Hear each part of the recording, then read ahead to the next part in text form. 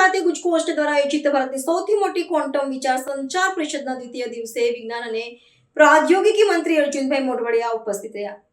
ગુજરાત સરકારના વિજ્ઞાન અને ટેકનોલોજી વિભાગ હેઠળ કાર્યરત Gujarat council of science and technology ગુજકોસ્ટ દ્વારા ગુજરાત સાયન્સ સિટી ખાતે આયોજિત public understanding on quantum science and technology વિષય પર ભારતની સૌથી મોટી 2 દિવસીય વિજ્ઞાન સંચાર પરિષદના બીજા દિવસે વિજ્ઞાન અને પ્રાદ્યોગિકી મંત્રી શ્રી અર્જુનભાઈ મોઢવાડિયા ઉપસ્થિત રહ્યા હતા.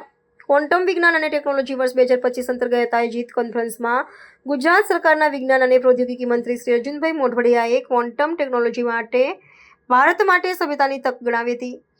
વડાપ્રધાન નરેન્દ્ર મોદીના વિકસિત ભારત 2047ના વિઝનને અનુરૂપ મંત્રીશ્રીએ જણાવ્યું હતું કે સુરક્ષિત ડિજિટલ ઇન્ફ્રાસ્ટ્રક્ચર, અદ્યતન ઉત્પાદન અને આરોગ્ય ક્ષેત્રે નવીનતા લાવવા માટે ક્વોન્ટમ વિજ્ઞાન એક વ્યૂહાત્મક સ્તંભ સાબિત થશે.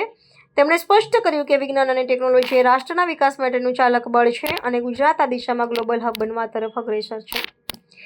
મંત્રીશ્રીએ વિજ્ઞાનના લોકશાહીકરણ પર ભાર મૂકતા વધુમાં કહ્યું કે ગુજરાત સરકાર વિજ્ઞાન કેન્દ્રો અને ગ્રામીણ શાળાઓ દ્વારા ક્વોન્ટમ યુગને સામાન્ય નાગરિકો સુધી પહોંચાડી રહી છે.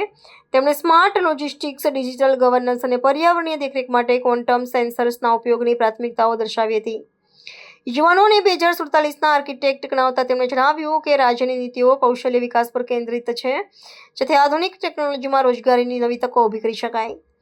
આ પ્રસંગે તેમણે વિજ્ઞાનીઓ અને કેળવણીકારોને સામૂહિક રીતે કામ કરી ટકાઉ ભવિષ્યના નિર્માણ માટે હાકલ કરી હતી.